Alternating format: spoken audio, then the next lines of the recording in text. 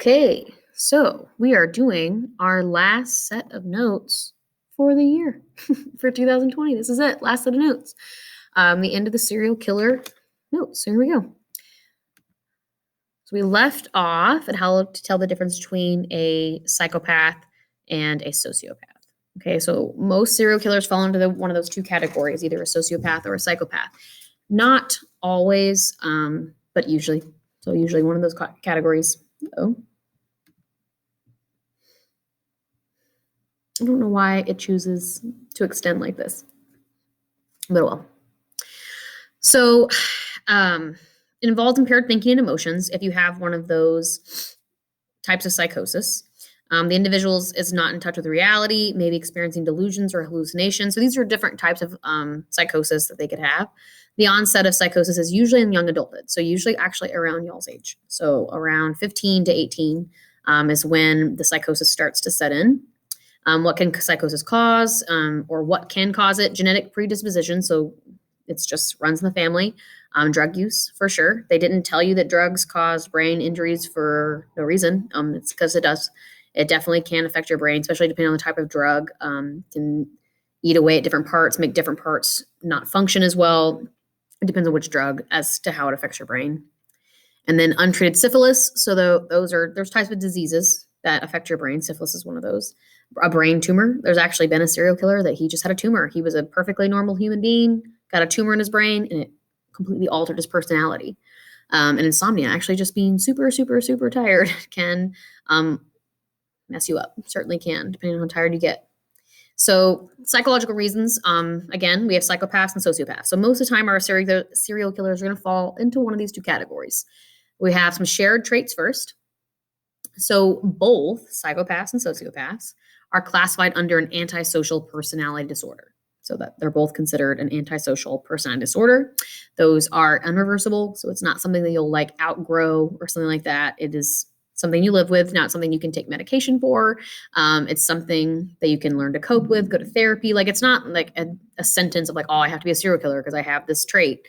No. But usually serial killers do have these traits. So violent tendencies, so both have violent tendencies. Laws and social norms are not obeyed, and lack of remorse or feelings of guilt. So you do something and you just can't feel bad about it, even though it, by all standards of morality and social norms, you should feel bad about it. All right, so now just a sociopath. So a sociopath only, they tend to be angered easily.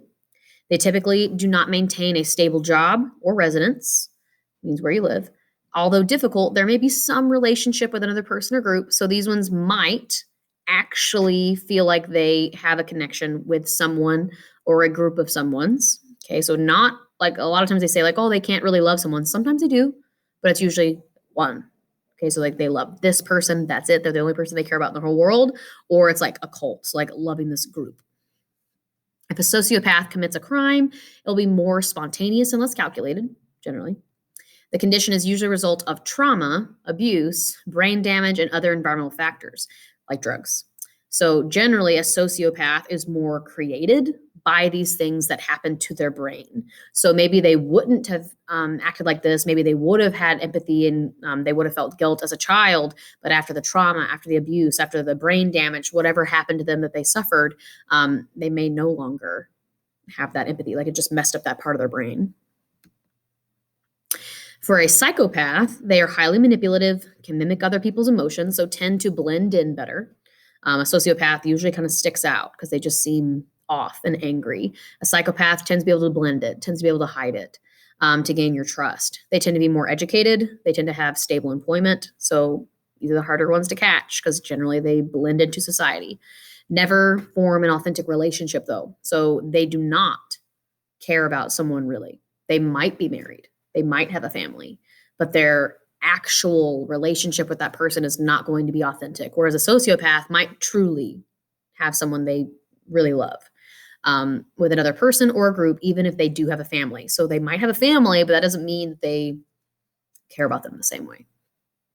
If a psychopath commits a crime, it will usually be well planned with backup plans in case something goes wrong. So they're going to be methodical about it.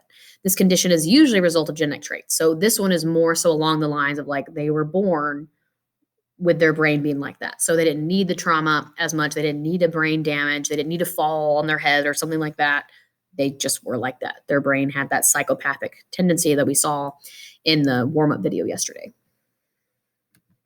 So just kind of a chart to break it down. So 4% of the general population, they think are sociopaths, and about 1% of the population they think are psychopaths. Again, you don't have to be a serial killer if you're a psychopath or a sociopath. Certainly don't. There are certainly people that are those things and do not commit any violent acts. Usually there's more involved. So usually they have those psychopathic tendencies, and they had the abuse as a child, and they have the warrior gene, and then they get triggered. Okay, so like something occurs in their like mid-20s that makes them go like, whoop, and they just start killing people. A lot of them have a turning point. NGRI is something that is a vocab term you'll need to know. So NGRI means not guilty by reason of insanity. So we've talked about that before. That's just another thing about this unit. So we're learning about psychology. And one of the bigger things with forensic psychology is to determine if the criminal we have on trial should stand trial, or if they should be not guilty by reason of insanity. Not many people get NGRI. But if you can prove that they really were insane, then perhaps they are not guilty. That doesn't mean that they're like set them free because they're not guilty. But it's just it's a different level. Whereas they're probably not going to get the death penalty because they didn't understand what they were doing is wrong. So insane is a legal term, not a medical diagnosis. So when we say like they're insane, it's actually supposed to be a legal term, meaning you were so insane that you didn't understand what you were doing was wrong. That's what insane actually means. We just kind of use it flippantly now, but that's what it's supposed to mean. A forensic psychologist may serve as an expert in court and determine if the defendant is NGRI. If the defendant is NGRI, it means they have committed the crime offense. However, they lacked the ability to think rationally. They couldn't control their emotions or their impulses and displayed a diminished capacity of just understanding what they did at all.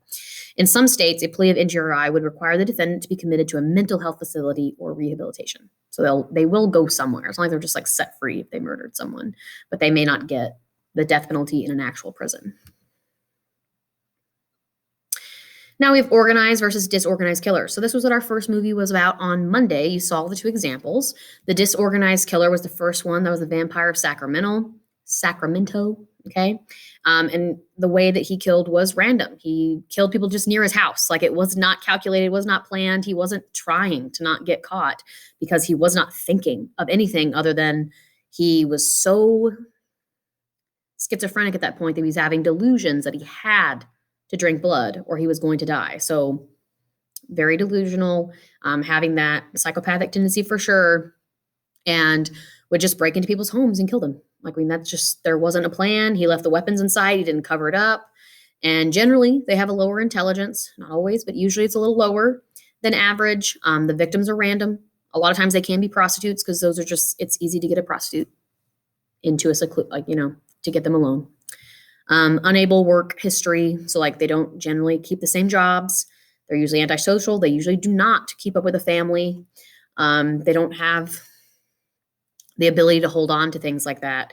Seen as weird or creepy, just because usually they're having some kind of psychosis. Rituals with the body might be, so he did some weird things with their bodies. Leaves body where it is.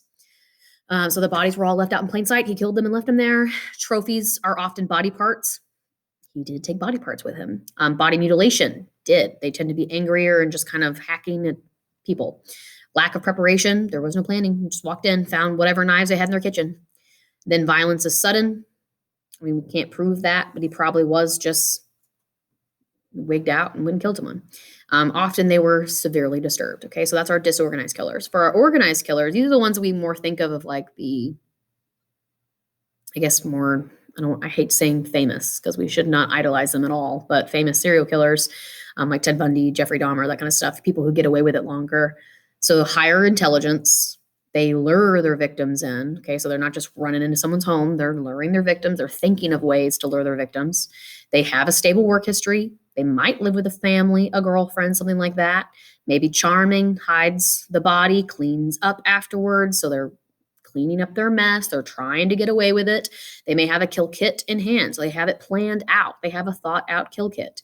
The trophies are things like a wallet, jewelry, clothing. They're keeping trinkets that they can keep for a longer period of time. Continual refinement of fantasy. So they're acting out their full planning fantasy. Improvement of details from one crime to the next. So it's not that they'll never change what they do. It's just usually if they do change it, it's because they are changing their fantasy, changing a way to do it better to them. So planning of crime and disposal of the body, they're usually very socially competent, so they can blend in, and they do usually follow their crimes and enjoy that kind of recognition. Now, for motives of serial killers, there are 4 general categories, but lots of overlap in between. So sometimes they have more than these, or like have all 4, things like that. So a visionary means they have a psychotic break with reality. They just like snap. Mission oriented, getting rid of a certain type of person. So some of them do have a loathing of a type of person and can keep targeting that type. Hedonistic, which means derives pleasure. So that is a lot of the ones we think of as being the more famous killers. Lust, thrill, or material gain. So they're getting something out of it. And then power and control. Most of them have that, is that for whatever reason, their emotional part in their brain just does not understand that dominating another human being is wrong, that it hurts their rights. And they enjoy that kind of domination, which is a psychopathic tendency. Now for MO, that's another vocab term you're going to need to know. So an MO just means is the way the killer finds the victim, overpowers the victim, kills the victim without getting caught. So like, what do they generally do? That's their MO. Or their modus operandi. May change over time as the killer refines his method. So it's just, how do they normally lure their victims? How do they normally get their victim down? How do they normally kill their victim? How do they normally hide the body? Like that kind of thing would be their MO. Whereas a signature, they sound really similar, but a signature is something that's going to make that serial killer stand apart from other killers. So something different, something that tweaks them. So like BTK. BTK would leave his signature there. He binded, he tortured, he killed them. So it's like, that's a little different than like you just stabbing someone, which is still awful. But some of the serial killers, like they just killed them. There wasn't much more signature to it. Some of them have like a ritual as the way that they do it, and that would be more signature. So something really specific about how the killer posed the bodies, concealed the victims, left specific objects. Maybe they sent messages to the police, like that kind of thing that makes them stand apart. You think of them in a different category. Gives a clue about what he considers as important to him. Does not change substantially over time. Usually that signature is the signature. That's why it's a signature. Not always present. But so it's saying not all serial killers have one. Now for profiling, that's what we're supposed to be learning how to do. It's how to profile a serial killer. Profiling is how the law enforcement agencies track a serial killer by documenting his methods. Because again, it's hard. We have these people that don't really seem to have much of a motive. So tracking them, finding their evidence, much more complicated. We're going to gather all available data, organize it to predict the type of killer, the motive, if they have any whatsoever, reconstruct behavior of the killer and the victim, formulate initial description, give to investigators, concentrate on the suspects who match the profile. That has worked. Like they've made a criminal profile. It fit someone with just any kind of prior that kind of fit. They would put those people on surveillance, follow them around for a while, and catch them in the act. So like this is sometimes the only way we have to catch a serial killer is to criminally profile them.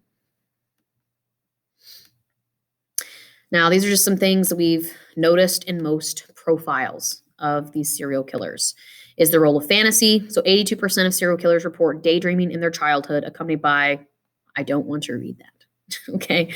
If fantasies are violent, violence with sex becomes associated with one another. So again, a lot of our serial killers have some kind of sexual motive. It's not that they all rape their victims, thank goodness, but there is some kind of excitement about it in that way, which is just it's the fact that the front part of their brain and the middle part of their brain are not balanced as in most normal brains are. So telling the difference between enjoying sex in a natural, normal way without murdering them is not balanced. as it should be in a person's normal brain.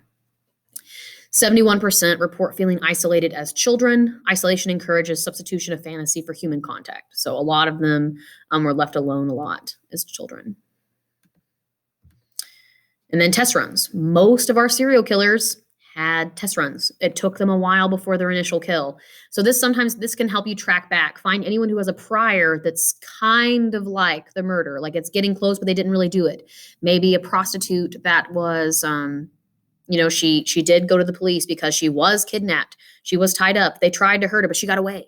Or maybe they even released her. Sometimes that happens. And then their test runs, they release them. So then if you go back and you're like, wait, what was that case where that one girl came in, said she was assaulted, but got away?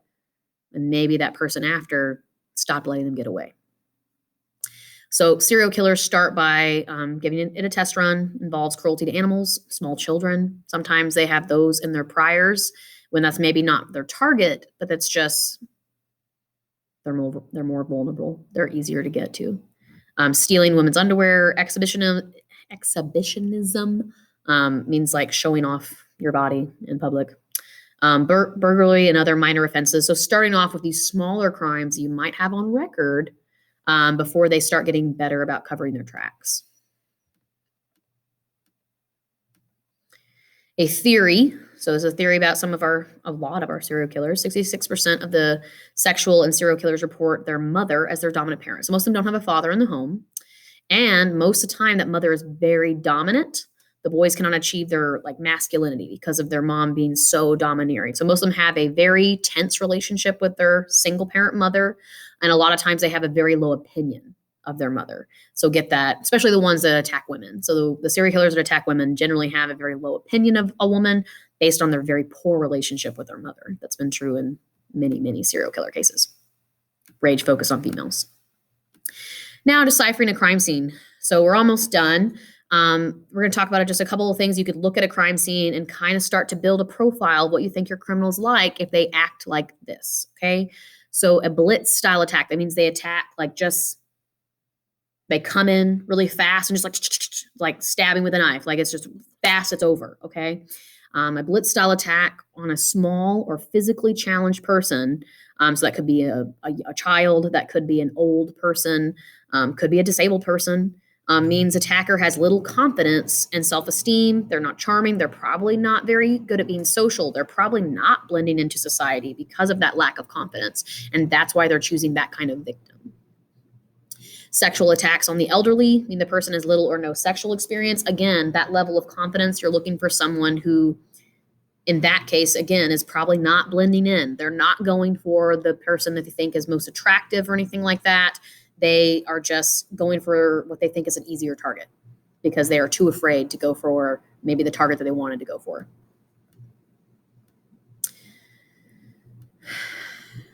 A little bit more about deciphering crime scenes.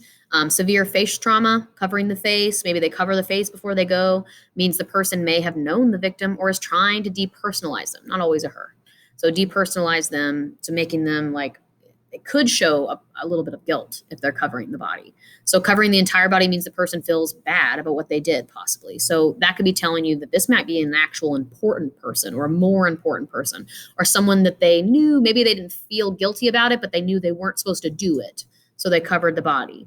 Multiple stab wounds means a lot of anger and emotion. Think about 30 stab wounds, so that's a lot. So you're thinking a lot more anger, a lot more sociopathic, a lot less control of their actions. So we're just going to go through an example of how to look at a case and give a criminal profile of them, okay? So this is Jack the Ripper. Most of us know him. He was not caught, so you can't do him for your serial killer project because you can only do ones that we know of. So you can actually know the end result. You can actually finish the project. If we don't know who they were, then you can't really finish the project. So the first modern day serial killer, he's the first one that we know about that's in modern day time. So he's not back with the castles. He's in more modern day time. 1888, Whitechapel, London. That's where it was at. He had 5 victims in 3 months. Killing stopped suddenly. His identity is unknown. Jack the Ripper's victims. So Polly Nichols, Annie Chapman, Elizabeth Stride, Catherine Eddowes, and lastly, Mary Kelly, who was way more messed up. So you know what? I'm just going to have to click through these because the bell just rang. So we have the letters. You have mutilation of body suggests sexually inadequate person with a rage against women. Okay, because he's picking a woman. The blitz style attack that he just got him and quickly attacked him suggests someone who's socially inadequate. He was hiding. He's in the shadows. Someone who could blend into surroundings. He's a loner, disorganized offender. So he's not planned. It kind of just seems that he was, if you think about his targets, they were all prostitutes. Okay, so they were easy people to get alone in an alley, or Mary Kelly was in her home. So very disorganized, probably could blend enough that people weren't looking at him, but definitely has a lot of aggression and rage towards women, and probably doesn't feel sexually adequate because he's attacking prostitutes. He's not going after a woman that like he's really into over here. He's just getting a woman that is easy to get over off to an alleyway by themselves. Okay, so that's kind of the profile. I'll post this notes if you want to read the other profiles, but I'm out of time. Bell rang, so gotta quit notes.